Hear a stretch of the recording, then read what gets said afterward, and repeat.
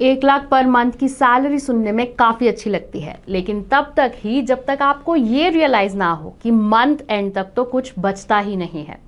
चलिए मिलते हैं कुणाल से, एक 25 इयर्स ओल्ड सॉफ्टवेयर इंजीनियर जिसके साथ बिल्कुल यही हो रहा है। डिडक्शंस के बाद उसके हाथ में फाइनल अमाउंट लगभग 1 लाख रुपए बचता है, लेकिन रेंट, फूड आइटम्स और वीकेंड आउटिंग के खर्चों के बाद उसके पास बचते हैं सिर्फ 15,000, जिसे वो सेव और इन्वेस्ट करना चाहता है।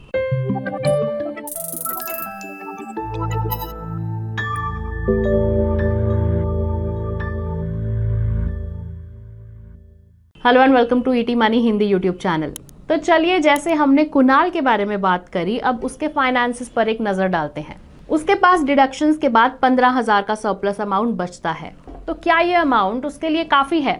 क्या ये पूरा अमाउंट उसे सेव करना चाहिए, और अगर हाँ तो ये अमाउंट उसे कैसे और कहाँ इन्वेस्ट करना चाहिए, या फिर अपने एक्सपेंसेस को एक बार उसे दोबारा देखना चाहिए और सैलरी के अकॉर्डिंग इन्वेस्टमेंट अमाउंट ट्वीक करना चाहिए? इस वीडियो में हम इसे स्टेप बाय स्टेप समझेंगे।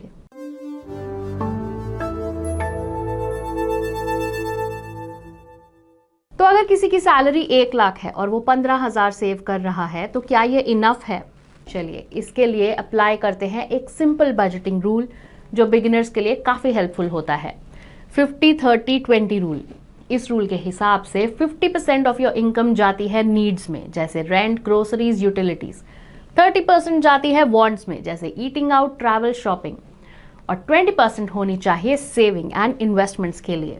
तो अगर हम कुणाल के एक्सपेंसेस का ब्रेकडाउन देखें, 50,000 जाएगा नीड्स में, 30,000 वांट्स में, और आइडियली 20,000 उसे हर मंथ सेव या इन्वेस्ट करना चाहिए। लेकिन अभी वो सिर्फ 15,000 ही सेव कर रहा है, जो कि आइडियल मिनिमम से कम है। तो इसका क्या मतलब हुआ? कुणाल को अपनी स्पेंडिंग दोबारा देखनी पड़ सकती है ताकि वो 20% सेविंग रेट अचीव कर सके। और याद रखिए, ये 20% तो सिर्फ मिनिमम है जो सेव करना ही चाहिए। जितना ज्यादा सेव करेंगे उतना बेटर होगा।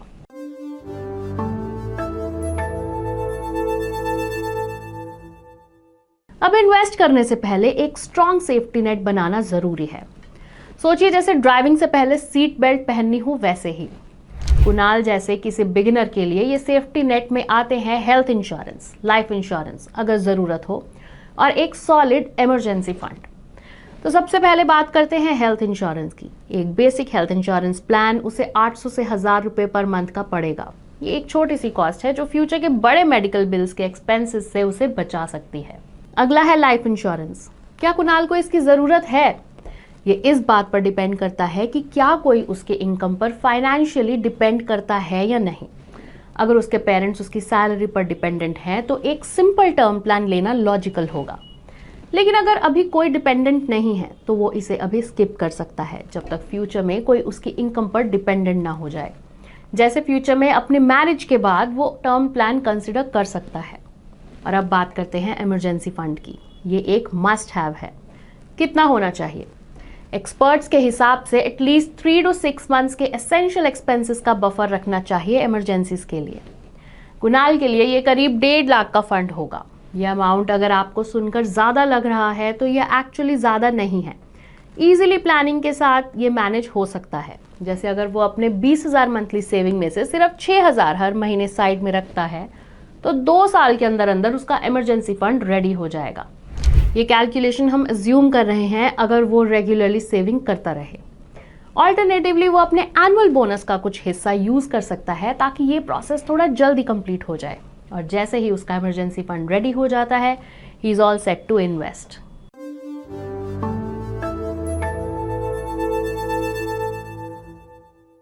अब इन्वेस्टमेंट करने से पहले खुद से एक सिंपल क्वेश्चन पूछिए, मैं इन्वेस्ट क्यों करना चाहता हूं? आपका एक क्लियर गोल होना चाहिए। क्या आपको नेक्स्ट ईयर एक कार खरीदनी है, या 3 साल बाद एक यूरोप ट्रिप प्लान करना है, या फिर 8 साल में घर लेना है, या रिटायरमेंट प्लान बनाना है? हर गोल का अपना एक टाइमलाइन होता है, और जैसे ही आप अपना गोल डिफाइन कर लेते हैं, उसके बाद ये डिसाइड करना कि कितना इन्वेस्ट करना है, कहाँ करना है, और कितने टाइम के लिए करना है, सब कुछ ईजी हो जाता है। तो सबसे पहले अपना गोल डिफाइन कीजिए, उसके बाद गोल के अराउंड अपना इन्वेस्टमेंट प्लान कीजिए। अब अगला स्टेप, चलिए देखते हैं कि इन्वेस्ट करना कहाँ चाहिए।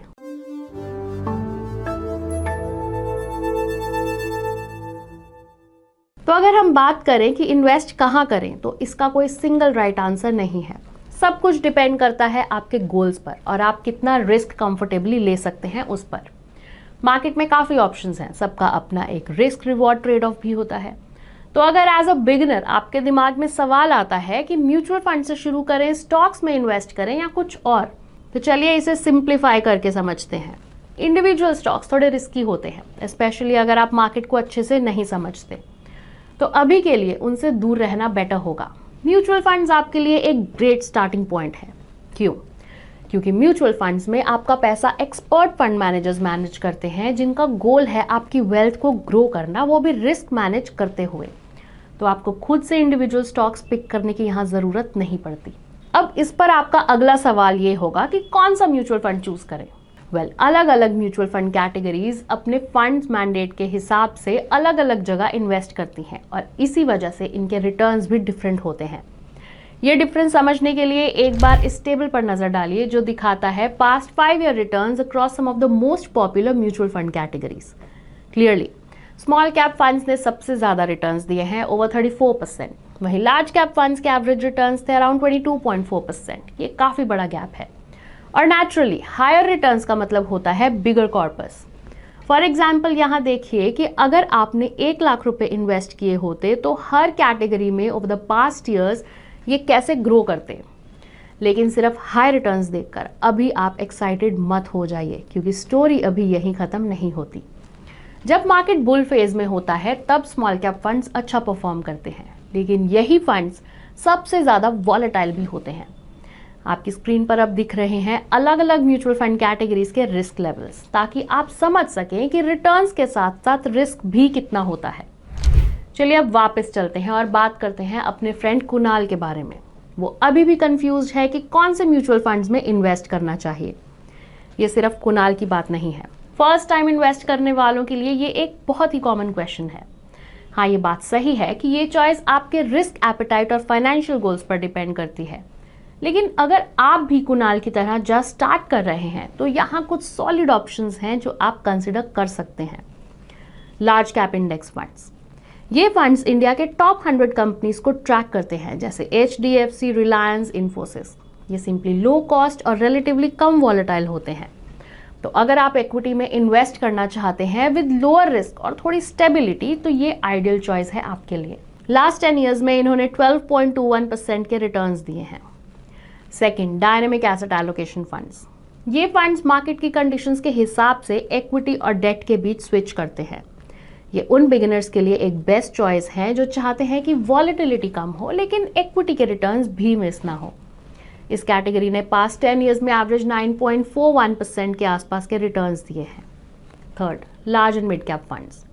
जैसे नाम से ही क्लियर है, ये फंड्स आपको लार्ज कैप कंपनीज की स्टेबिलिटी और मिड कैप कंपनीज की ग्रोथ पोटेंशियल दोनों का कॉम्बिनेशन देते हैं। पास्ट 10 ईयर्स में इन्होंने 14.14% के एवरेज रिटर्न्स दिए हैं। तो अगर आप लार्ज कैप्स की स्टेबिलिटी के साथ थोड़ा मिड कैप एक्सपोजर भी चाहते हैं तो ये फंड्स आपके लिए सूटेबल ऑप्शन हो सकते हैं। ये एक moderately risky equity fund category है। Fourth, flexi cap funds. अगर आप थोड़ा रिस्क लेने के लिए कंफर्टेबल हैं तो फ्लेक्सी कैप फंड्स आपके लिए एक बेटर चॉइस हो सकते हैं। ये funds large cap, mid cap और स्मॉल कैप कंपनीज में इन्वेस्ट करते हैं और ये एलोकेशन फंड मैनेजर की डिस्क्रिप्शन पर डिपेंड करती है। इस वजह से आपको रिस्क और रिटर्न्स के बैलेंस्ड मिक्स के साथ एक डाइवर्सिफाइड पोर्टफोलियो मिलता है। पास्ट 10 ईयर्स में इस कैटेगरी ने अप्रॉक्स 13% के रिटर्न्स दिए हैं। अब अगर इन सब कैटेगरीज के बारे में जानने के बाद आप सोच रहे हैं कि मिड कैप और स्मॉल कैप फंड्स का क्या, तो हाँ, ये फंड ज़्यादा रिटर्न्स दे सकते हैं, लेकिन उसके साथ साथ रिस्क भी ज़्यादा होता है। इसीलिए अगर आप नए इन्वेस्टर हैं तो शायद इन्हें अभी आपके लिए अवॉइड करना ही बेटर होगा। अब न्यू इन्वेस्टर होने के नाते कुणाल, जिसके बारे में हम पहले बात कर रहे थे, कुछ इंपॉर्टेंट चीज़ों का ध्यान रखना चाहिए।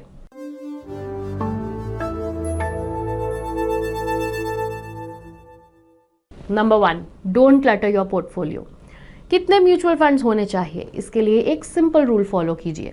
अगर आप 5,000 पर मंथ या उससे कम इन्वेस्ट कर रहे हैं तो 1 या 2 फंड्स काफ़ी हैं। 10,000 से 15,000 के बीच इन्वेस्ट कर रहे हैं तो 2 से 3 फंड्स इनफ होंगे। And if you are investing in lakhs, तब भी 4 से 6 फंड से ज़्यादा की ज़रूरत नहीं होती। ऐसा क्यों? क्योंकि म्यूचुअल फंड्स ऑलरेडी डाइवर्सिफाइड होते हैं। एक सिंगल फंड टिपिकली 40 से 70 स्टॉक्स में इन्वेस्ट करता है, तो ज़्यादा फंड्स ऐड करने का कोई एक्स्ट्रा फायदा नहीं होता। Number 2, don't wait for a higher pay package. This is a big mistake many of us do. अगर आप छोटी सी इन्वेस्टमेंट भी टाइम पर स्टार्ट कर देते हैं तो वही इन्वेस्टमेंट टाइम के साथ एक बड़ा कॉर्पस बन सकती है। मान लीजिए कुणाल के पास हर महीने 14,000 बचते हैं इमरजेंसी सेविंग्स के बाद। अगर वो अभी से इन्वेस्ट करना स्टार्ट करता है और अगले 10 साल तक रेगुलर इन्वेस्ट करता है एट 12% रिटर्न्स, एज 35 तक उसके पास 32 लाख का कॉर्पस बन सकता है। लेकिन अगर वो 5 साल रुकता है और फिर 25,000 पर मंथ से इन्वेस्टिंग स्टार्ट करता है तो भी एज 35 तक उसका कॉर्पस 20 लाख ही बन पाएगा। And this is the power of compounding and consistency.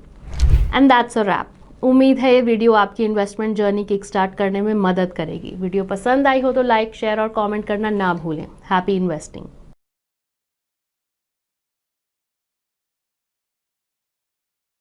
Mutual fund investments are subject to market risks.